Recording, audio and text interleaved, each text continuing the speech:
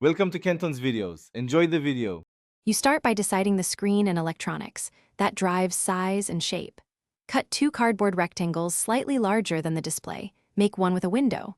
Once done, reinforce edges with 1/2-inch foam and hot glue so the display sits flush. Make mounting tabs on the back panel for the battery and board. You want firm support. This prevents wobble and shorts. Make sure to keep a small access flap for wiring and a slot for the strap or band. Now you wire the display to the controller and power.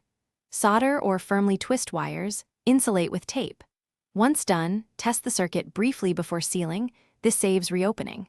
Place the battery in its holder and add a small slide switch to isolate power. This conserves battery life. If you want touch input, attach a capacitive sensor or repurpose buttons from old devices. Route cables through narrow cardboard channels to avoid pinching. Make sure components sit flat so the case closes cleanly. Finish by closing the case and securing edges while leaving one inspection flap. Power up the watch and run a full check. Display, buttons, or touch response, and timekeeping if present. If something fails, open the flap and inspect solder joints and connectors. Shaky joints are the usual culprit. Once corrected, retest and glue the last seam.